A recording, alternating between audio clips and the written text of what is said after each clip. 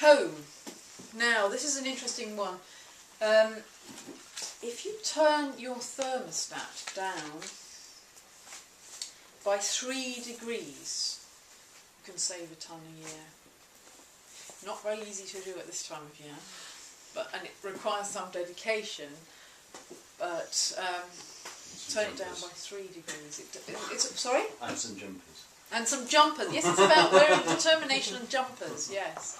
But in hotter countries, it's about, there are campaigns to try and get people to have air conditioning not quite so cold and turn it up by 3 degrees. Because that is energy consuming as well. I find the difference. People have air conditioning far too cold. Yeah. We need, as it's getting hotter, it's a vicious circle really. Yeah. As it gets hotter, we use more air conditioning, but it's turn it up a bit, the air conditioning. So, the message here is the effective action is 3 degrees. Now, we're also suggesting give your home a thermal makeover. A lot of the government campaigns are saying about insulation and things like that. Actually, they don't make, so saving a ton. Insulating your roof only saves 1/3 of a ton a year. This is the thermal makeover. I do a lot of practicing what I preach for a very long time.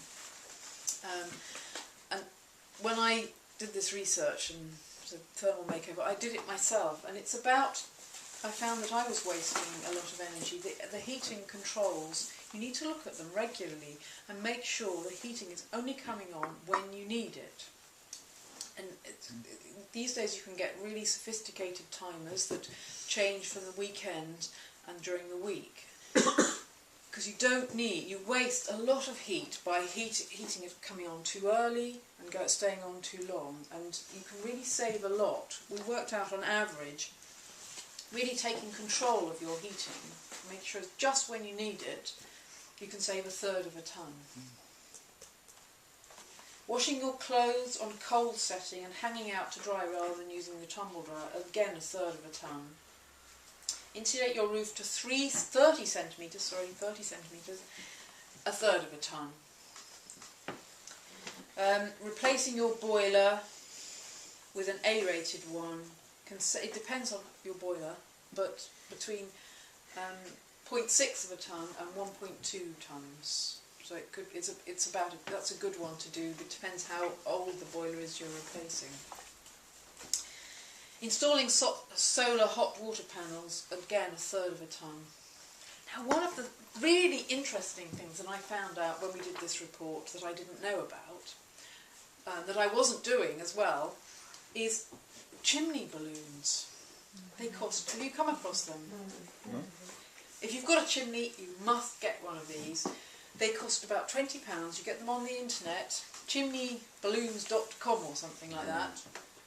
Cost £20, and they are as effective as double glazing your whole house. And so it's amazing.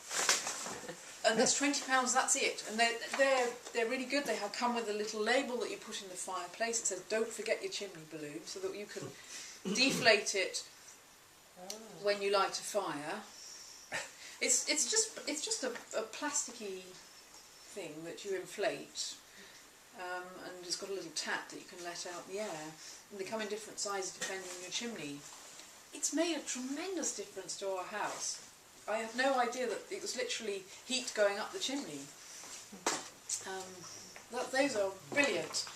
I don't make any commission on them at all, but it's made a huge difference. And they're made of special plastic that if you forget that they're up there and you light a fire, then they melt and it's non-toxic. And it's £20, so even if you do make a mistake, it's not the end of the world, and it pays for itself within weeks. No, don't quote me on that. It pays for itself very quickly. But it costs about £1,000 to double glaze your house, and a chimney balloon is as effective. Now, this is not for everybody, but sharing your house with taking a lodger with the recession on, rent out a room. You can make some extra money, but it also lowers your carbon footprint because the way it's calculated, all your energy intensive goods are divided by an extra person. So but it saves a tonne a year, or roughly. No, it can save up to 2 tonnes, depends on the size of your house. The last one is probably the hardest one. It's stuff and gadgets, efficient gadgets, A-rated appliances and things like that. But the easiest one to remember here is if you switch, or what we want people to do and think about, is switching from buying high carbon goods to low carbon goods and services.